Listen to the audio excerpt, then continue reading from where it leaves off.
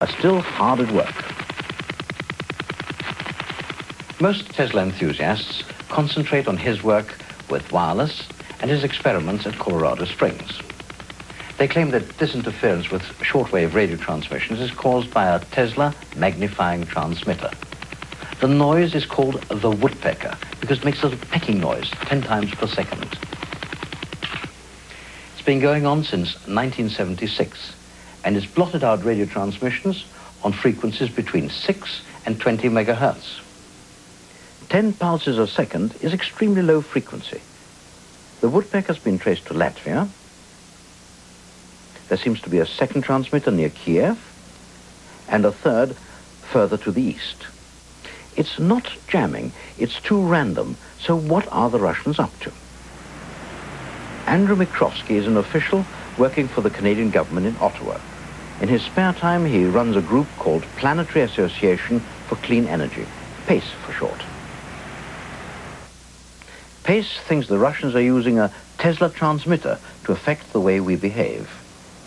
Now, the signals, especially the one that you see on the oscilloscope, which are magnetic only, and by the way, that's the Soviet signal, that happens to be something that can work on my brain and anybody on this planet at this time, because it is the same frequency in the same frequency range, and it is also the same type of activity that goes in our brain.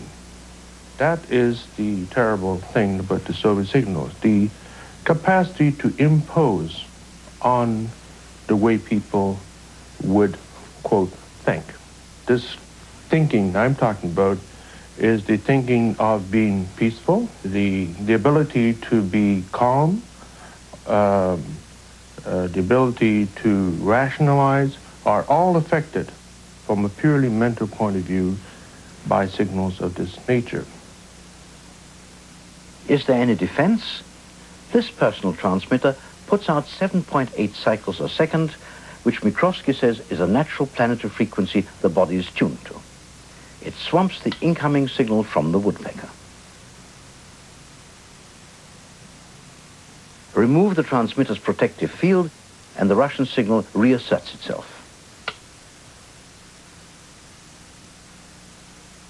It is being used, as far as we are aware, by the German civil service.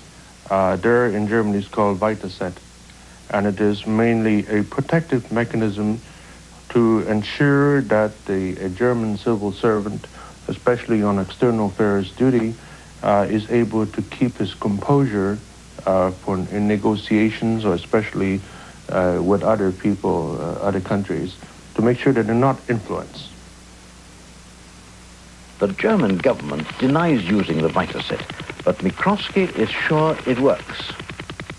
That's one approach to the problem, but there's a more likely solution. The Russians might be trying out a form of over-the-horizon radar, which would allow them to locate incoming objects with extreme accuracy, even if they're totally out of line of sight. One analysis says every woodpecker pulse carries a sophisticated code. Each pulse lasts 3,100 microseconds. Over a sequence of 100 microsecond intervals, the signal is counted as a 0 until it reverses phase or direction. Phase reversal changes the 0 to 1. Each further reversal alters 1 to 0 and back again until all the pulse has been transmitted. The final list gives what's called a maximum length pseudo-random binary sequence, a unique code. When a signal is returned from an approaching object, it can only be used if its pattern matches precisely the pattern of the transmitted signal, a sort of key that fits into a lock. The result gives a radar system which can see 5 times further than any ordinary radar of the same power, or more likely, 5 times more accurately at the same distance. There's almost certainly no connection with Tesla and the magnifying transmitter, but ELF, extremely low frequency, will be most important for the United States submarine fleet in years to come. Could submarines be protected by a development of Tesla's wireless work? Submarines are at their most vulnerable when they approach the surface to communicate with their headquarters. To change that, the US Navy is building 2 giant wireless stations up near the Canadian border in Wisconsin and Michigan. Each of them will radiate under 4 watts, just enough to light a doll's house, but the power behind each transmitter will be enormous. The station at Clam Lake needs 2 aerials, each 14 miles long. That's because the signals, like the woodpecker, will go out at extremely low frequency, ELF, which requires special arrangements. Because ELF is low frequency, it takes a long time to send a message, but it does penetrate the ocean to great depth. Vessels like the newly launched Ohio will be able to receive operating orders without ever rising to the perils at the surface.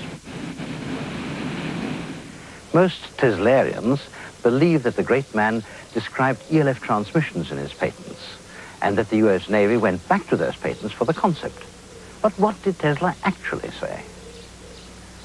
It is necessary to employ oscillations in which the rate of radiation of energy into space in the form of Hertzian or electromagnetic waves is very small.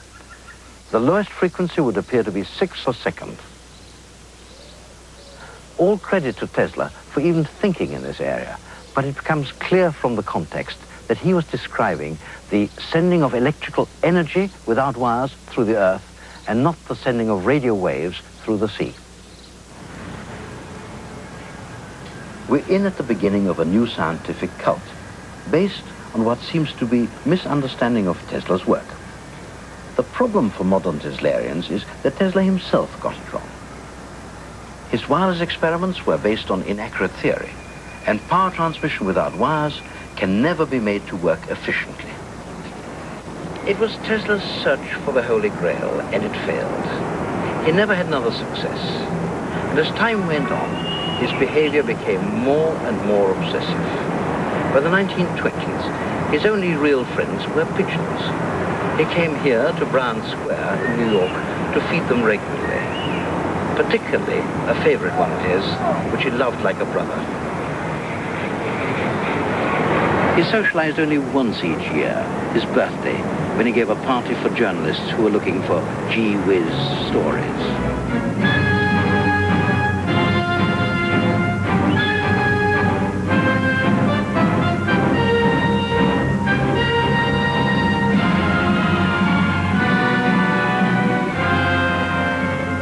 Tesla gave them the lot. Weather-controlled, death rays, interplanetary messages. At the same time, his name faded from the roll of serious scientists. The sad thing is that he did still have brilliant ideas for the future, but nothing to do with electricity. In the 1920s, he designed this vertical takeoff aircraft.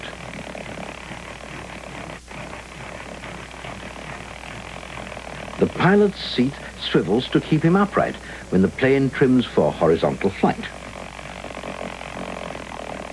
Ridiculous? Not at all. How about this experimental American aircraft, the Convair Pogo?